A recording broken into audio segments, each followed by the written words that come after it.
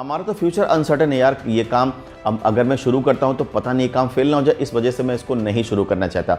मैं ये पैसे इस जगह पे इन्वेस्ट नहीं करना चाहता कि पता नहीं ये स्कीम जो गवर्नमेंट लेकर के ये स्कीम ही देर तक चले ना चले, इसके फ़ायदे मेरे लिए हो ना हो। तो बहुत सारा डाउट करना और फ्यूचर को लेकर के अनसर्टेन रहना। अगर मैं ये जॉब शुरू कर देता हूँ या मैं ये बिज़नेस कर लेता हूँ या मैं कुछ भी करता हूँ तो फ्यूचर में क्या होगा मुझे पता नहीं है। फ्यूचर हमें हमेशा अनसर्टेन रहना। अगर आप फ्यूचर को लेकर के हमेशा अनसर्टेन रहेंगे, एक कॉन्क्रीट प्लानिंग नहीं करेंगे तो क्या होगा, तो ये होगा कि आपका फ्यूचर भी खराब होगा। और आज आप प्रेजेंट में जब प्लानिंग नहीं कर रहे हैं तो कर क्या रहे हैं आप? प्रेजेंट दिया आपको किस लिए गया? प्रेजेंट मिला किस लिए है? तो आज आपको प्लानिंग करनी है और उस पर एग्जीक्यूशन भी करना है। Hi friends, why we stay unhappy in our life? हम अपनी लाइफ में दुखी क्यों रहते हैं? Because we all have right to make choices in our life and unfortunately हम ऐसे चॉइसेस करते हैं अपनी लाइफ में जो हमें दुखी करती हैं या हमें दुखी अवस्था में ही रखती हैं। तो दोस्तों आज इस वीडियो में हम वो 3 कारण समझेंगे जिसकी वजह से हम लाइफ में दुखी रहते हैं या दुखी रहना पसंद करते हैं। जो भी आपको ठीक लगे उस तरह से आप इसे इंटरप्रेट कर लीजिए।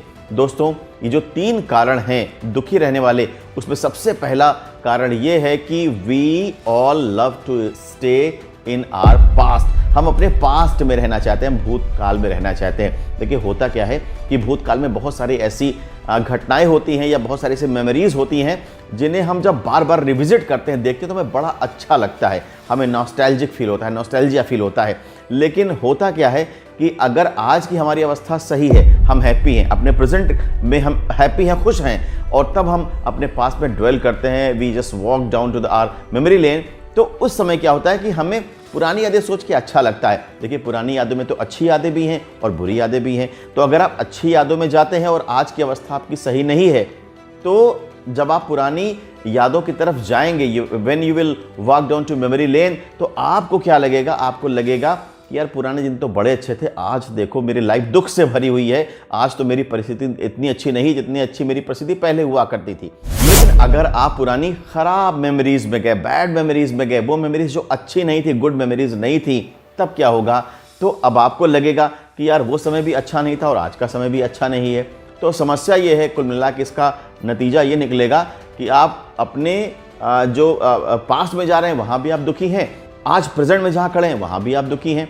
तो इसका मतलब क्या है कि क्या हम अपने पास्ट की तरफ ना देखें, अपने पास्ट में ना जाएं? बिल्कुल मत जिए पास्ट में। लाइफ इज़ अ प्रेजेंट, इसको तो प्रेजेंट एक गिफ्ट कहा जाता है। तो प्रेजेंट में ही रहना लाइफ है। अगर आप प्रेजेंट में ना रह करके बल्कि बार बार अपनी मेमोरीज में जाते हैं, इसका मतलब यह है कि आप अपनी लाइफ में आज सेटिस्फाइड नहीं है। क्योंकि आप अगर हैप्पी और सेटिस्फाइड है तो बार बार आप अपने पास्ट में ड्वेल नहीं करेंगे, बिल्कुल पक्का है। पास्ट में हम तब ड्वेल करते हैं जब आज की अवस्था में हम सेटिस्फाइड नहीं होते, आज हमारी परिस्थिति अच्छी नहीं है। तो कोशिश क्या करनी है? पास्ट में सिर्फ तब जाएं, आप पास्ट में सिर्फ तब ड्वेल करें जब आप इमोशनली स्ट्रांग हों और आप ये समझते हो कि अगर मैं अपनी नॉस्टैल्जिक फीलिंग को सेटिस्फाई करने के लिए अपने पास्ट में आ जाऊंगा और ये तमाम सारी मेमोरीज मैं अपनी दोबारा से ताज़ा करूंगा अपने दिमाग में, तो आप ये मान के चलिएगा कि जब आप वापस आएँ तो वापस आते वक्त आप इमोशनली पूरी तरह से स्ट्रांग होने चाहिए। यानी कि पुराना दुख आगे लेकर के ना आए और अपनी करंट अवस्था को पहचाने जाने, आप इसको बोलते हैं कि अपना इंट्रोस्पेक्शन करें और ये पता लगा लें कि आप इस अवस्था में क्यों हैं, जिस अवस्था में आप दुखी हैं, और उस दुख से उबरने का कारण करें। एक बहुत बड़ा कारण होता है दुखी रहने का जब हम बार बार अपने पास में जाते रहते हैं। तो stop dwelling into the past. Yes, तो जो पहला रीज़न था अनहैप्पी रहने का, जिससे हम अनहैप्पी बराबर बने रहते हैं, वो ये है कि हम पास्ट में बहुत ज़्यादा जीने लगते हैं और प्रेजेंट की तरफ कम ध्यान देते हैं। पास्ट हमेशा एडिक्टिव होता है, याद रखिएगा मेरी इस बात को। मैं हमेशा कहता हूं कि पास्ट इज एडिक्टिव और फ्यूचर इज अनसर्टेन। पास्ट तो एडिक्टिव है, खींचेगा आपको बार बार, फ्यूचर अनसर्टेन है। तो जो आज का समय है प्रेजेंट, उसको बेहतर बनाने के लिए हमें प्रयास करना पड़ेगा। मैंने अपने पिछले वीडियो में भी कहा था कि अगर आप खुश रहना शुरू करते हैं तो आपके काम बनने शुरू हो जाते हैं, आप समस्या से धीरे धीरे करके बाहर निकल जाते हैं। तो दोस्तों पास्ट में कम विजिट करें, कम ड्वेल करें और अभी जो आपकी वर्तमान अवस्था है उसमें अपने को खुश रखने की कोशिश करें। दोस्तों जो दूसरा कारण है जिसकी वजह से हम अनहैप्पी रहते हैं वो ये है कि we want to remain uncertain about future. हम फ्यूचर के बारे में अनिश्चित रहना चाहते हैं, हमें अच्छा लगता है फ्यूचर सर्टेन हो, एकदम हमने उसको बना करके एक ब्लूप्रिंट रेडी कर लिया हो कि फ्यूचर में ये करना है।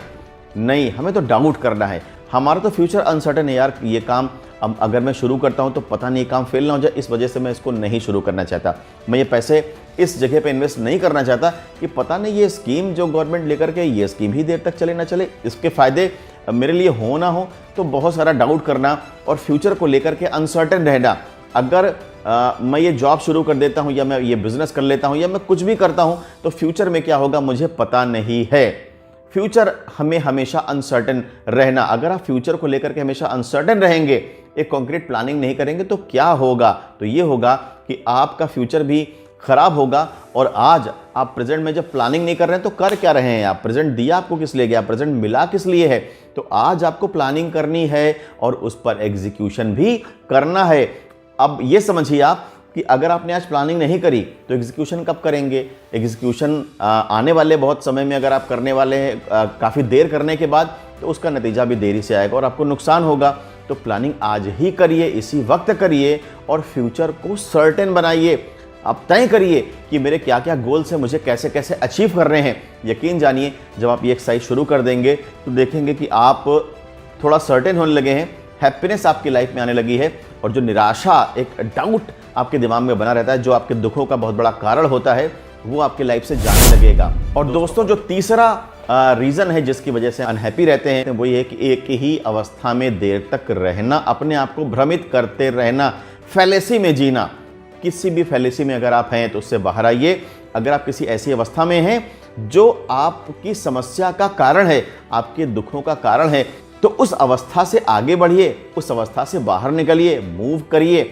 आप अगर किसी एक कुर्सी पे भी लगातार बैठे रहेंगे तो आप बोर हो जाएंगे और जब बोर हो जाएंगे तो अनहैप्पीनेस आपके पास आनी है, उदासी आनी ही आनी है।